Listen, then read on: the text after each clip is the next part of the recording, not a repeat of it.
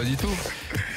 L'after jusqu'à minuit avec Daniel Riolo, avec Jérôme Roten et nos invités ce soir, Asdine Gérari, donc éducateur sportif qui intervient auprès de certains footeux, une sorte de Pascal le grand frère du football. C'est péjoratif. Non, que de la réussite, Pascal le grand frère, ça marche à tous les coups. En plus, Pascal le grand frère était le frère caché de Gilbert. Ouais. Une ressemblance. Oui, il paraît. Ouais, c'est vrai qu'il Et puis C'est des faux airs, Jean-Raphaël Aboma qui est coach chez les jeunes à Choisy-le-Roi. Alors les gars, on continue le débat avec vous. Juste, je vous signale que Nîmes a battu le PSG 26-24 en hand. Donc c'est une surprise, le PSG Bravo, qui a Nîmes. perdu à Nîmes ce soir. Alors on va continuer ensemble, on a le temps, mais j'aimerais qu'on accueille Mickaël au 32-16. Il nous écoute, Mickaël, il voulait intervenir. Bonsoir Mickaël. Allô, bonsoir. Bonsoir. Bonsoir. Mickaël, t'es président de club amateur ? Oui, je suis président du club amateur. J'ai un peu le crack là en parlant. J'ai la voix qui tremble. T'inquiète, ça va bien se passer. Ça allez, fait souvent Mike. ça quand On t'appelle Mike ou Mickey dans l'intimité? Je suis l'homme à plusieurs surnoms. Black, Blackman, Animal, Mika. Et depuis que j'habite dans la Nièvre, c'est un peu Mika. Donc mais- c'est ton club, c'est un club de la Nièvre, c'est ça ? Ouais, c'est un club de la Nièvre, oui. Un club plutôt rural ou plutôt club de ville ? Si tu veux, c'est que c'est la Nièvre, c'est une petite ville. C'est la deuxième préfecture. C'est la sous-préfecture de la Nièvre, École-sur-Loire. Il y avait déjà un club omnisport dans la ville. Donc nous, on a monté une petite équipe. Une petite équipe de jeunes où il y avait un petit quartier, dans la ville, mais c'est les mêmes problèmes en région parisienne, mais en plus petit. Et donc on a monté une petite équipe entre amis les plus âgés. Nous on a la trentaine et puis on a fait ça aussi pour les jeunes du quartier. Mais tout ce que vous disiez juste avant, donc c'est un PECO. Et à côté de ça, je fais éducateur spécialisé. Parce que quand vous parlez de Pascal le grand frère, c'est un petit peu marrant. Mais voilà, donc je suis confronté à cette jeunesse-là, moi, tous les jours. Et je la vois qu'elle change. Donc pas seulement dans le foot, mais dans le foot, voilà, on a remarqué que tout est dans l'immédiateté, l'intolérance à la frustration. Je pense que les réseaux sociaux a beaucoup changé la façon de vivre de tous nos jeunes. On n'est plus du tout dans la même chose. Tiens, ça me Et permet puis, de te parler d'un truc. Le rapport à l'arbitrage. Comment ça se passe avec les gamins chez toi ? il est terrible. Terrible. Il est terrible parce que tout est question d'injustice. Quand Daniel parle, on est dans le monde de l'excuse, on est dans le monde de l'injustice, alors que c'est du football amateur. Bon, on peut évidemment ne pas être d'accord avec l'arbitre. Et des fois l'attitude des arbitres n'arrange pas les choses, mais c'est vrai que cette jeunesse-là, elle est très compliquée face à ça. Mais je voulais revenir aussi par rapport à la jeunesse. Quand on voit Rabiot qui parle de son poste, qui n'a pas envie de jouer, quand on voit Aurier avec la chicha, moi quand j'entends mes jeunes, c'est limite, c'est bien ce qu'ils ont fait. Donc on est beaucoup dans l'individualité. C'est plus un sport collectif. La culture de l'effort, elle est difficile à inculquer. Quand même pour des mini-séances de physique de 15 minutes, c'est très très très compliqué. Les feuilles de match pour un remplacement, pour un changement de poste, c'est la guerre tous les week-ends. Et je vous parle de jeunes de 17, 18 ans qui sont l'avenir de mon club. Et puis cette identification à la voyoucratie, elle est très très présente. Voilà, et malgré qu'ils soient bien éduqués, qu'ils ont eu une éducation avec des bonnes valeurs, mais une fois que l'effet de groupe, les réseaux sociaux qui accentuent les choses, et donc on est plus du tout dans ce que moi, dans les valeurs où j'ai grandi, où celui qui vient à l'entraînement, celui qui s'arrache, voilà, il y a plus de ça qui est valorisé, et puis et on prend des pincettes pour parler à chaque jeune, et nous-mêmes on se met dedans. C'est très très dur d'engueuler un jeune aujourd'hui, sous peine de menace de changer de club ou d'arrêter. Voilà, après avec la fume, la boisson et entre guillemets les gonzesses, c'est très très dur de les accrocher. Donc c'est le travail de tous les jours et toute la semaine, c'est vraiment très compliqué. Alors, Mickaël, merci pour ton témoignage, qui est Intéressant témoignage. très intéressant. En plus, il est dans une petite ville, limite un peu campagne. Quoi, t'imagines. Jean-Raphaël, tu Tu adhères comprends tout ce à... qu'il dit, toi? Oui, je suis à peu près d'accord avec ce qu'il dit, parce que c'est vrai que maintenant, pour venir à ce qu'il a dit, Maintenant même engueuler un enfant, ça devient compliqué. Je vais vous donner une anecdote. Ce samedi-là, on faisait un petit match amical avec mes U13 et quand on commençait à augmenter l'exigence de jeu, je voyais 3 enfants, 4 enfants pleurer. Après, nous, la chance qu'on a à l'AS Choisy-le-Roi, c'est que quand même les parents, ils sont derrière nous, les dirigeants aussi, on est assez protégés quand même, les éducateurs. Mais quand t'as pas cette protection-là, tu te fais rapidement bouffer par un joueur. Il a juste besoin d'être bon et qui fasse la différence à chaque action, et des fois ta crédibilité elle peut perdre. Nous, la chance qu'on a à l'AS Choisy-le-Roi, c'est qu'on est assez crédible, on arrive à rester encore fort sur ces situations-là, mais c'est vrai que maintenant engueuler même un enfant de 12 ans, ça devient compliqué. Et donc là, pour le coup, je vais remonter la pyramide, revenir aux fameux pros, puisque nous, c'est d'eux dont on s'occupe principalement et qui sont, je pense, la cause de pas mal de vos problèmes. Tu me demandais qu'est-ce qu'on peut faire. Certes, ça va peut-être arriver, mais on n'a pas encore entendu Evra sur ce qui s'est passé jeudi, il s'est pas encore excusé. Je pense que c'est pas le genre de mec à s'excuser, je sais pas s'il le fera, il s'est pas excusé pour 2010, ça fait 7 ans qu'on attend. Bref, quand Aurier a fait ce qu'il a fait, il a jamais regretté finalement, il l'a jamais réellement dit. Quand il est venu dimanche au CFC, il a dit je savais pas ce que c'était Périscope, il prend tout le monde pour des cons, et le journaliste qui lui pose la question rigole, tu vois. Et à la limite, ce que je disais tout le temps à l'époque, les responsables, c'est le club qui l'a couvert et qui, quand il est revenu dans son petit match de CFA à la con, et ils sont allés le voir à Poissy, et finalement, à l'arrivée, lui, il a signé un contrat, il est parti en Angleterre, et tout va bien. Et c'est tout le temps comme ça. Donc comment veux-tu qu'eux, après, ils se retrouvent avec le môme qui veut lui dire qu'est-ce que tu m'emmerdes à me changer, je vais rester sur le terrain, alors que chez les pros, il n'y a pas l'autorité, que l'autorité, elle ne s'impose pas. Alors, comment veux-tu qu'eux, ils s'en sortent? Mais c'est 2 cas différents. Tu me parles d'Aurier et d'Evra. C'est pas. Non, c'est 2 cas différents, Daniel. Les cas sont différents. Ce qui se passe dans le fonctionnement, le mécanisme de décision, de pouvoir, d'autorité, et qu'est-ce qui est valorisé même dans les médias. Parce que quand dans les médias, je reviens à cette affaire Evra, on donne ensuite la parole, et bon, Gilbert a raison, il faut donner la parole à tout le monde. Mais quand un mec vient sur un plateau télé dire qu'il a subi une insulte raciste et il envoie dans la gueule, et ça a fait effet boule de neige, les supporters marseillais les supporters marseillais ont été obligés de s'excuser, de se justifier de ne pas l'avoir fait. C'est de la faute de qui, ça? Il y a eu un communiqué des médias. Voilà.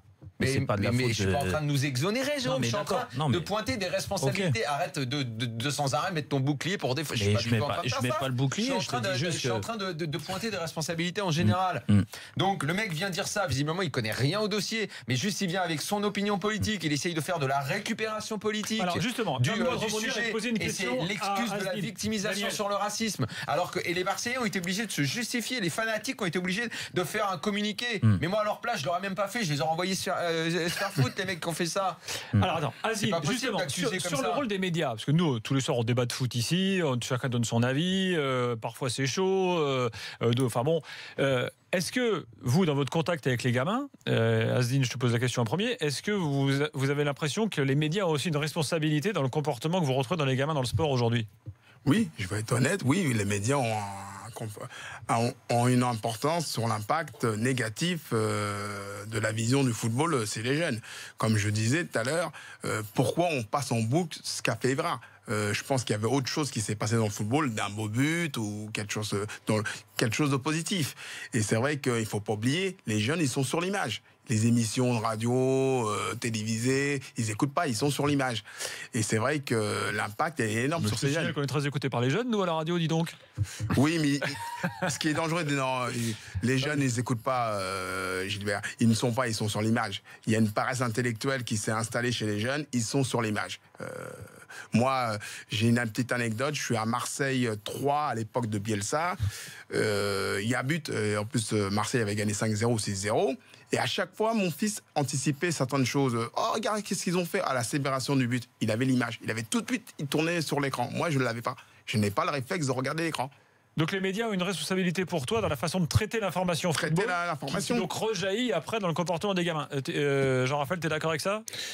A priori, oui, dans le sens où il y a beaucoup d'autres footballeurs qui montrent une meilleure image. Je prends l'exemple qui sont exemplaires. Blaise Matuidi, très exemplaire. On a aussi Moussa Sissoko qu'on a rencontré dans un tournoi à l'ADP de Tchèque, qui était très, très courtois, très bien élevé, etc. Il y en a plein des footballeurs qui ont un bon comportement. Donc pourquoi toujours stigmatiser 2-3 et dire que c'est eux seuls qui représentent les jeunes de banlieue? Non, après je pense qu'il y a de tout. Il faut de tout pour faire un monde, et dans le football c'est pareil. Mais je vais vous dire un truc. J'entends ça, et moi je trouve par exemple que sur Kurzawa ces derniers temps, pas dans l'after mais aussi ailleurs, je trouve qu'il y a un acharnement autour de Kurzawa. C'est-à-dire qu'il y a l'impression que acharnement sur quoi? Ouais, quoi qu'il fasse, on lui tombe dessus. Oui, mais Gilbert, il va rater un centre. Ce que tu dis là, c'est tout ce que je déplore, et c'est ce dont Gilbert, il se trompe de combat. Voilà. Que avant on le critique. Ta réponse est sur le terrain. Tu prends Cavani, combien de fois, malgré que vous êtes pour moi une émission référence de football, combien de personnes, même de chez vous, l'ont traité de pipe? Cavani ne parle pas. Bien sûr. Il marque et tout ça. Falcao, il est mort pour le football. Il parle pas. Il est mort pour le football. Il revient au niveau mondial. Voilà des joueurs qui ont compris. Des gens qui savent. La réponse, c'est pas montrer ton doigt. Voilà, tu marques. Voilà. Le journaliste qui te cartonne. Il n'y a pas d'acharnement sur. Mais dans les écoles de formation, on leur explique pas. L'environnement d'un footballeur, c'est quoi? Les médias font partie de l'environnement du footballeur. Les critiques. Non mais là, ce que tu dis là, moi j'hallucine. C'est-à-dire que là, il y a une responsabilité des clubs aussi qui est énorme. C'est la formation française, là, on va en revenir à la formation française. 2010, là, on a attaqué, on revient sur Evra. C'est l'échec de quoi? Moi, j'ai parlé avec des entraîneurs, je ne dirais pas leur nom, ils savaient qu'il allait avoir quelque chose. Et c'est qu'Evra, la 3F. Le choix de Domenech, vous en avez parlé, c'est un choix politique. Oui, voilà. On savait qu'on allait on savait. Donc, on parle de la conséquence, qui a été 2010. Mais non, c'est la 3F, c'est l'échec de la 3F.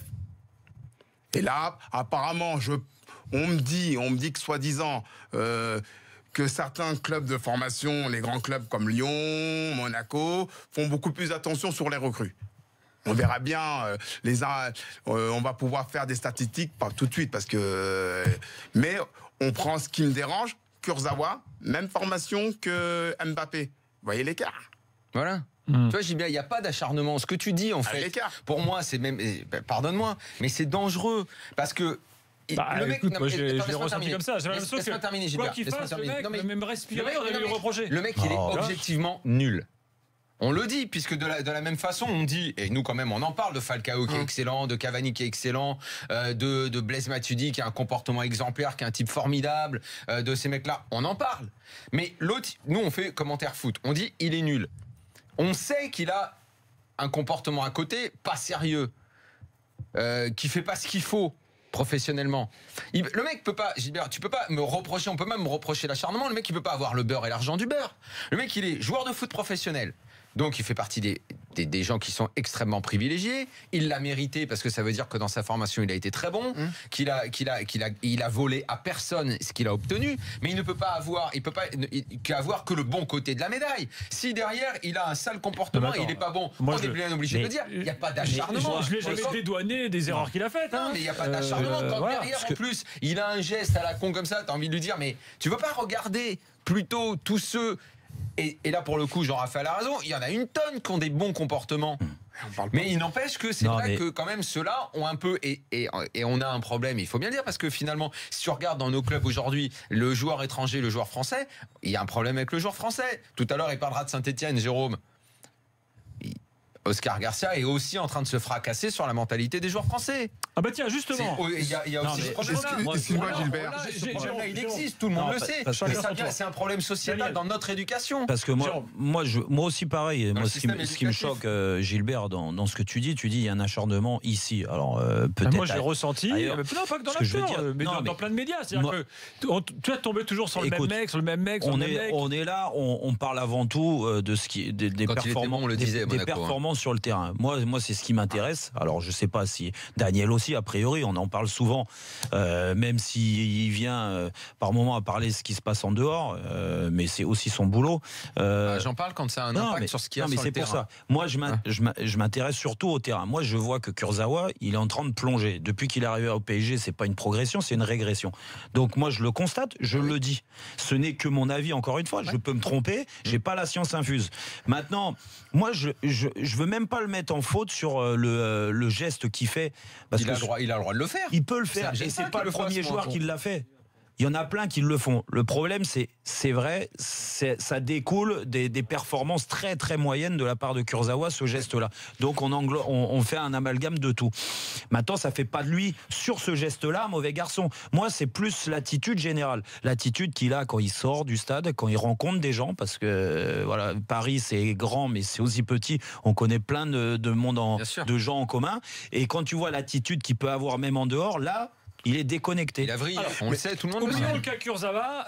Je veux juste revenir sur un truc que nous a dit Mickaël et te poser la question, Jean-Raphaël, sur le rapport à l'arbitrage des gosses. Est-ce que tu ressens la même chose que lui sur c'est compliqué aujourd'hui, même chez les tout petits, les rapports aux arbitres? Il est vrai que c'est compliqué parce que c'est la première entre guillemets excuse que les jeunes maintenant ils donnent.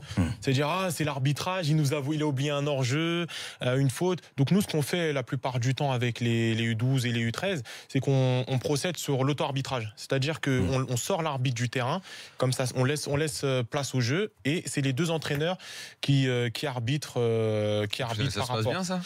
La plupart du temps, quand c'est dans un bon état d'esprit, oui, mais c'est vrai que quand on commence à rentrer sur, par exemple, de la coupe régionale, etc., ça devient assez compliqué. Là, on est obligé de repartir aux fondamentaux. Là, on rappelle l'arbitre. C'est vrai que... Si tu te fais buter, vas-y. Et au niveau des... On reste, excuse-moi, Asdine, on s'est trop habitué à rester sur les faits. C'est-à-dire... l'enfance reste concentrée que sur les faits. Mais il y avait faute, sinon on aurait gagné. Non. Nous, ce qu'on essaye de répéter constamment à nos jeunes, c'est que voilà, il y a l'arbitre, il fait son travail, on doit respecter, qu'on le veuille ou non. Nous, ce qu'on doit se concentrer, c'est sur le terrain. Le gamin, après, il écoute les émissions de foot et il entend les entraîneurs qui font que chialer sur les arbitres. C'est ça qui est compliqué. Juste là-dessus, vous aurez la parole dans quelques instants. Il faut qu'on fasse la pause, Jérôme. Et ensuite, vous aurez la parole. On continue le débat. Faut que vous payiez, mon vieux. Allez, à tout de suite dans l'after.